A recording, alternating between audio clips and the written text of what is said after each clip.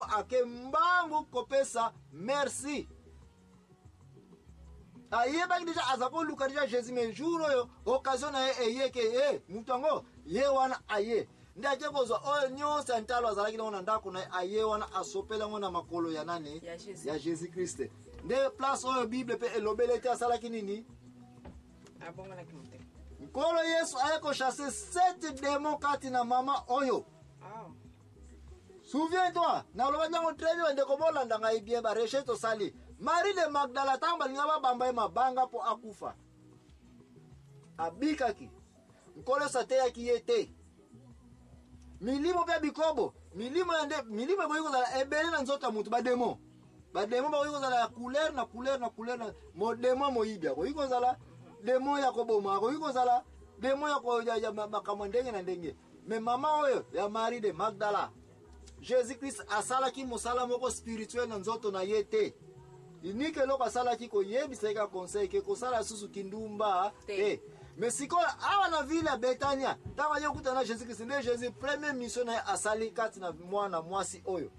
a chasser nini 7 démons nde bande ko na ngai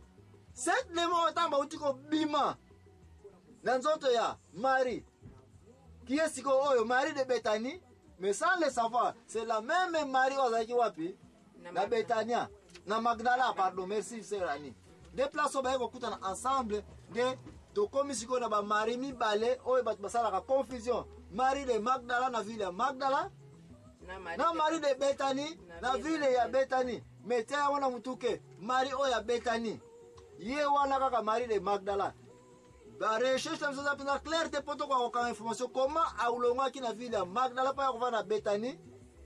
parce que Betanie oyo to eko mona ete tanto continue masolo na mso ko mona ete ayaji ko vanda epa ya nani na koma aviva ki na ville ya Betanie tanto ko so nga l'impresario Joachim Zambona kat na émission ya la vérité to ko koba ko yeba mpe ko analyser Marie oyo awuti na Magdala to yebi makamni lekeleke na ville ya Magdala banga ko mena mabanga ayesiko au na Betanie ayeko vara epa ya nani emeto yetu yaki na Betanie ayeko kuta na nkolo Yesu epi nkolo sa chasse nini 7 démons kati na Yesu ko tokotala mutu tangu milimo be elongwe kati na nzoto na ye akomi nani nini ye la kaye. Merci mingi donc ne suko zo moi répondre à biso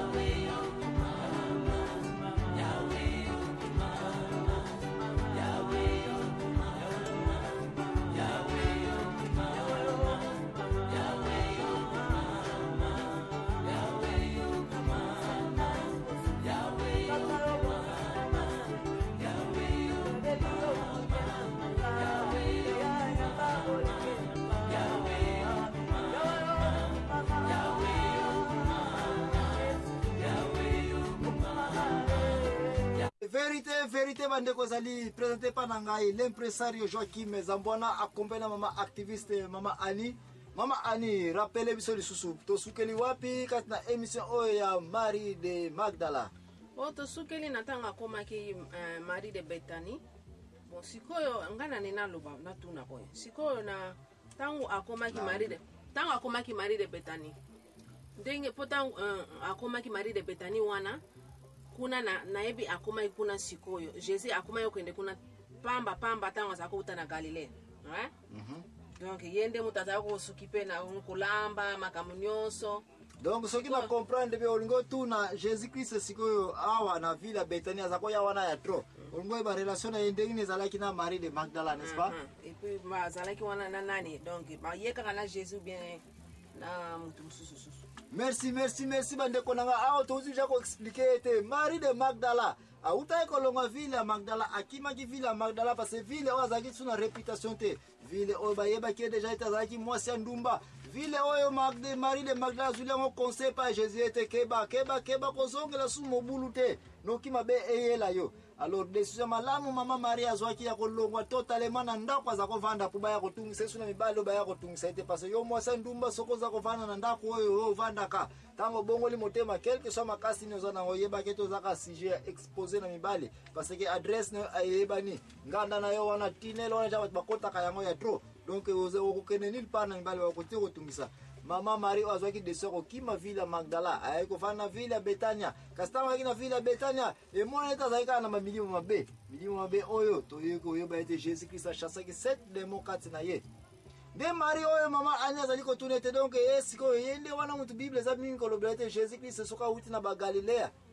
auti kote ya yena ba apostole tamba kozonga na Betani bazauke ne kolamba kolia kuna epa ya Marie donc Marie onde ye wana oui c'est na ngatika na yepse oui Mario de Mangandala tangwa uti kotika vile oya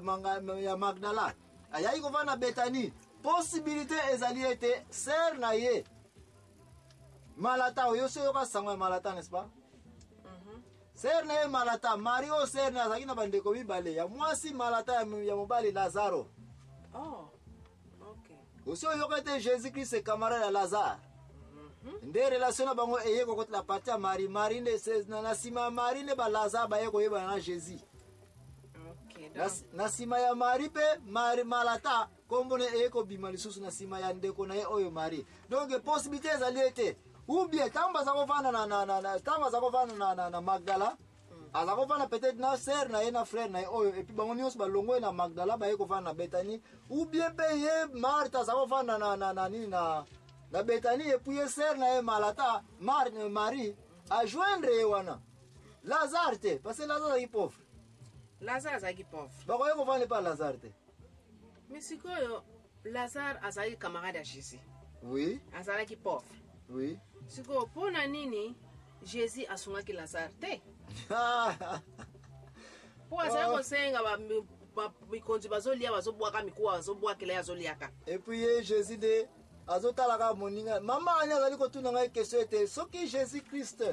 azali camarade ya Lazare ndenge Bible eza koloba yango pona nini atikaki camarade na ye Lazaro azalaka na bamaladi bampota tikino akufa na yango mpe akosika kozala pauvre kati na ndako mokonzi kokende koflata kaka n'est-ce pas mais wana ntango tokokontinue baémission na biso ser nanga okona kopesa yo réponse mais en attendant toza kokontinue nanu mpona koloba ete Marie de Magdala akomi awa na Betania abongoli motema milimo be nyonso esili kokende akomi siko pire saint aza sous contrôle na badémon te toye komona ete akomaki na bolingo ya makasi ya kosalela nani Nzambe ya koservir Jésus okoya komona place wana na Bible autant de fois bakomi koloba ete Jésus Christ na bayekoli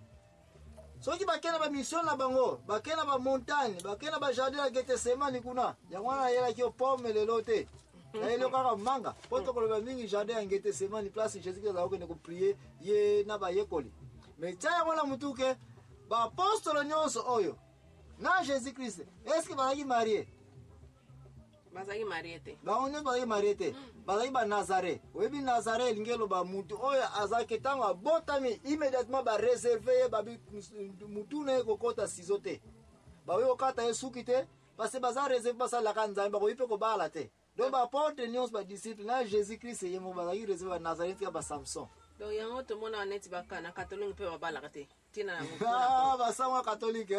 jango na tango to continue émission na biso ko ya ko sala pont entre basango ya catholique pona ni basala la Nzambe te bala kate n'est-ce pas parce que oti ko loba a landing à partir pona nini ba disciple babala kite bazaki baseba te parce bazaki ba Nazareth Jésus Christ ayeba ke tango za ko pona ba disciple oyo no sa yeba ki presque ba onyoso ke baza mingi ba Nazareth mais mama likambo raison à poser une question pour la est-ce que baba disciple Jésus bon ça va m'arrêter c'est pour vous dire que